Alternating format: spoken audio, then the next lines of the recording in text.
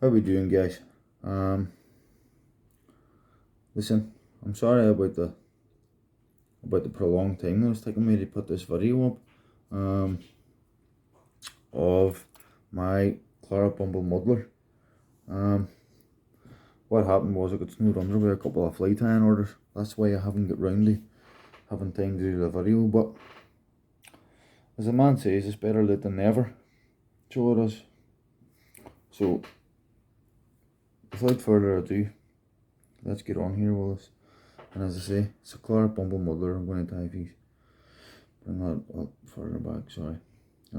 It's a hook-kamasan B175. That I'm tying on here, a size 12. And see, coming into this time of the year, September, claret and any kind of daddy long leg pattern is going to serve you brilliant at this time of the year. I've just tied down the hook there and touching turns, and what I'm applying here is a flat gold tinsel tag. The layers will fly. That's plenty. Just come back up again. Come back down with your tie and silk when you're ready to lock it on, and just boom. There we go. That's it locked in. Now don't worry about how rough looking that is. Look, you can see me tying silk and everything free in there, but I'm not worried about it because what I'm going to do now is I'm going to just lock that on there, tidy that up slightly. I'm not that rough. I know I am rough, but I'm not that rough generally. I'm going to apply a wee drop of varnish for a tag in that fly.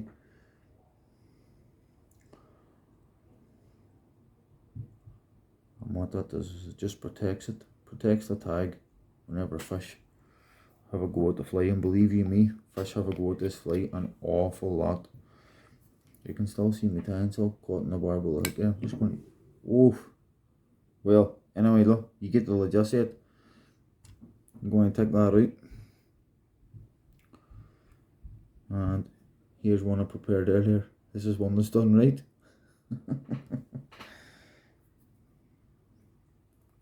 So what I'm going to do, I'm just going to tie back onto the shank of that hook. And come back down the shank, nice even touch and turns, keeping the body nice and even. So there we are, trim that off. Come down. Now, the tail of this fly is golden pheasant tippet, but it's dyed fluorescent orange. Look at the colour of that. Fluorescent orange, that's what it's dyed. So I'm just going to tease a few fibres of that off, and that's going to be my tail for the fly. And the length of the tail, what you're looking for, most people generally would tell you go the length of the shank of the hook. I like to go just a wee bit more because what I do is I incorporate a blue jay hackle under this fly before the muddler head, but I like to keep it long. So I like to keep the tail slightly longer than the length of the shank of the hook. Now, people might tell you that's the wrong way to do things, this and that and whatever. But look, I've caught countless fish in this fly this season. So I have. And see, whenever a fly's catching fish, who's anybody to tell you that it's tied wrong? It's totally up to the angler themselves. If you have confidence in the way that the fly's tied and the way you're fishing it and it works for you, then that's the way to do it. Don't listen to anybody else. If it's working for you, then that's the way to do it. What I've tied on there is just a gold wire rub. That's going to be my rub of the fly. What I'm going to do now is apply some beeswax to my tie and silk. Then I'm going to dub on my claret seals for. No, just drop that there. There we go. Right, that gold rub, take that out of the road, put that on there. So, I don't know what's happening as far as the fishing goes this weekend. It could be another weekend in the Kelvin. Dry fly fishing for the wild brownies in the Kelvin. But the week after, guys, I'm away to Ardtornish for 4 days. 4 days of fishing in the hills, in the Ardtornish hills, and there's some seriously good fishing to be had up there. So over the 4 days, I'm quite confident that I'm going to get enough content to be able to put together an awesome video.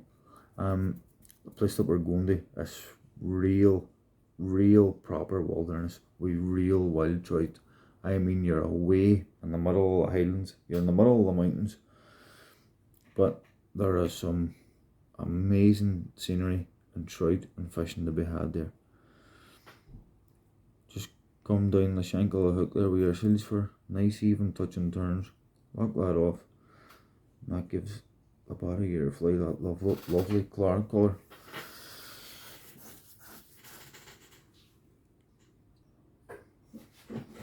Now what I'm going to add is claret cock hackle. That's going to be the palmered body hackle of this fly. So just lock that in. I lock it in on the side here so that whenever you're winding down, the hackle spins the way you want it to around the shank of the hook. So there we go, lock that in. I like to use my fingers so that I can tease the hackle fibres back. So 1, 2 turns around the shoulder of the fly, and then start working your way down the body. So that's 1. While you're doing it, keep teasing the fibres back. That's 2. And that's 3. And that's plenty. So it is. That's plenty. So hold that in that finger. Bring your gold wire rib round. Swap over the finger that you're holding the hackle with. Pull your gold wire rib in from underneath. And then lock that in just above the tail. While you're doing that, pull the tail up, and that gives your tail a beautiful shape. And that's you. You're ready to lock your hackle in now. So just wiggle the gold wire through your hackle fibres. That's 1. Another 1 is 2. And your last 1 is 3.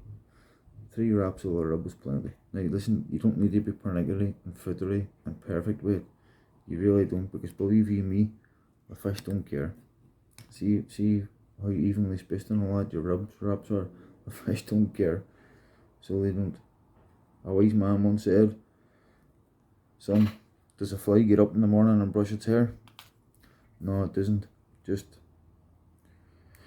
as I said before, I'm not here to tie these perfect flies. I can tie perfect flies, but I'm here to try and show everybody how to tie flies that catch a lot of fish, and this is one of them. Your body excess there, just punch your body of the fly, and that just nips off. And that's the perfect palmered hackle for your fly. So it is. Now on the land dress part of the fly. The next hackle is this. I hope that you can see that nicely there. That's blue jay. What I'm going to do is I'm going to tease the fibres back from the top, and I'm going to tie that blue jay feather in below the top. So just like that, tease the fibres of the feather back.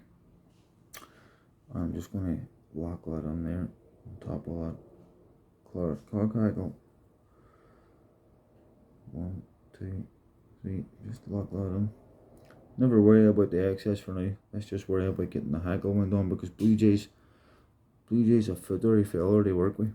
So while you're winding it, keep constantly teasing it back. So that's 1, that's 2 wraps. Ideally I would be looking for 4 or 5, just to give it a nice leggy effect. So keep teasing it back, and then wrap it around again. So that's 3 wraps. One more and we're perfect. Even not even one, just a half. Turn that around, tease it back, right? And then lock that in. And another 1 more. No, that's it, locked. Sorry if I just nudged the camera there, guys. That should be locked in nice and secure now. So trim off your excess there. tease your good fillers back. Trim off your excess there. Now you may be looking at that now thinking, how the hell is he going to fit a muddler head on there? But just watch. So now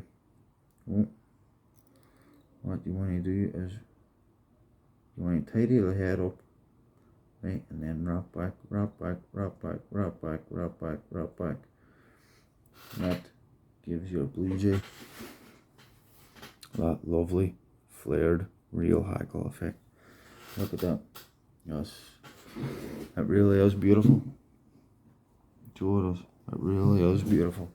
Now, for the muddler head, you could use natural deer hair. I prefer to use dark grow. That's your dark grow right there. Right, I'm going to take a good bunch of this, because as I say, I like to put a good muddler head on them. Just before I put my muddler head on, what I'm going to do is I'm going to spin my tinsel to make sure that it's nice and tight. Let that spin and tighten right up. I'm going to tease a bunch of deer hair off now.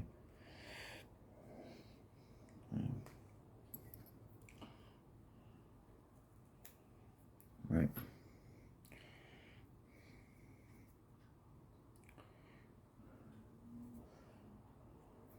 Right, no, I'm not going to use that bunch. I made a nurse of that. So give me 2 minutes here.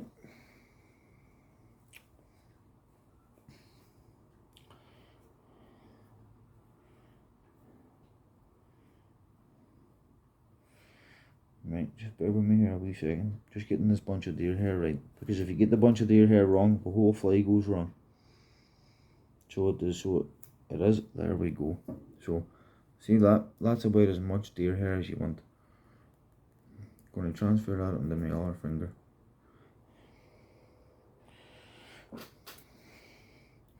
Just try and get rid of all the rubbish that you don't want. So there we go. That's what I want there, right?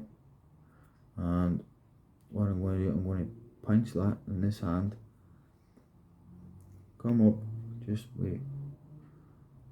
1, 2 loose turns, right? And just in front of the eye of the hook, trim all that excess off, right? Now watch this, and then let it spin.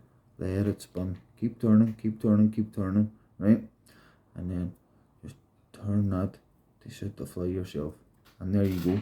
That's your deer hair hackle and your collar tied on all in one. And I've probably told you before, that's a Ryan Houston technique. So it is, trimming the deer hair in the front of the eye, and I must say, it works brilliant. So I just push, there we go. So I'm just going to, all them deer hair, that collar, just going to push all that back behind the eye of the hook. And look at that, let me see that. Aye, there we go. That's what you're looking for. That is what you're looking for. So just with your finger and your thumb, keep pushing it all back. That collar that you've created by trimming the deer hair in front of the eye, keep pushing it back. You're still keeping your deer hair hackle back here. You can still see the blue jay. You've got the orange tippet in the tail, the claret leggy effect on the body. It's just, this is the perfect September fly. Well, you're fishing it on a floating line, slow intermediate line, whatever. If I'm going fishing in September, I can guarantee this flies in my cast. Always. And now once you've teased the deer hair, the collar back far enough, pushing it back with your finger and your thumb, just try and get a few turns tinsel behind the eye of the hook. And then once you do that, that's it. I practically don't need to do any trimming to that muddler head. And as I say, folks, I learned that wee trick there from Ryan Houston. That's who I learned it from. Could probably work that back just a wee bit more. Just slightly. Just keep pushing it back and pushing it back. The more you get it back, the more effective your muddler head's going to be in the water. And then, look, there you go. 1, 2, 3. There we are. That's what we're looking for. Just fix your tail slightly. That is what we're looking for. What I'm going to do at this stage, I'm going to spin my tinsel again.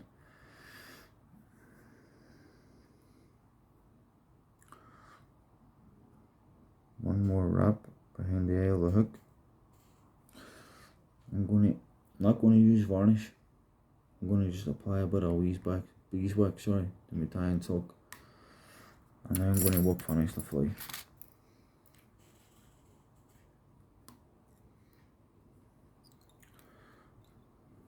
Pull your deer hair collar back out of the road as much as you can, and just 1, 2, 3, 4.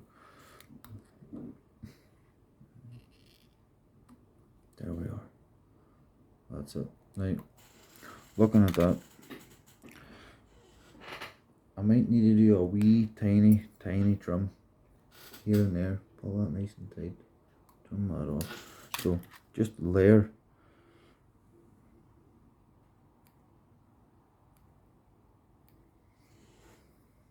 That's it.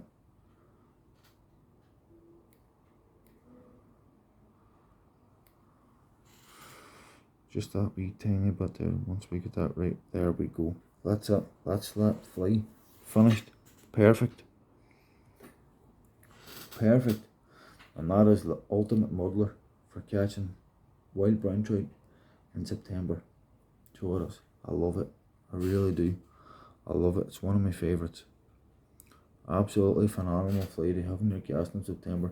And I can assure you, when I go to yard tourneys next week, that's going to be on my cast 100%.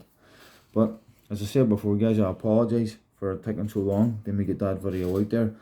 I'm going to do another video. I'm going to do my daddy long legs muddler, which is another fantastic pattern for September. And that I promise you this, it'll be wheeze by midweek next week before I go away. But that's Paul Black's Claret Bumble Muddler. Listen, thanks very much for watching the video, guys. If you can, hit the subscribe button, hit the thumbs up button, ask me questions, leave comments in the flies, let me know what you are thinking. Anybody that's got anything they ask me, anything they want to know, ask me, I'll get back to these. That's what I'm here for. I'm here to help. I love it. I love this. I love all this side of time flies, trying to educate people, trying to share your experiences with people. That's what it's all about at the end of the day. But thanks for all your support, folks. Keep it coming. The channel, it wouldn't be worth my while doing this without your support. So as I say, keep it coming. There's a lot more to come in this channel. We're just getting started. We really are. As I say, thanks for watching the video, folks, and until I see you again, tight lines.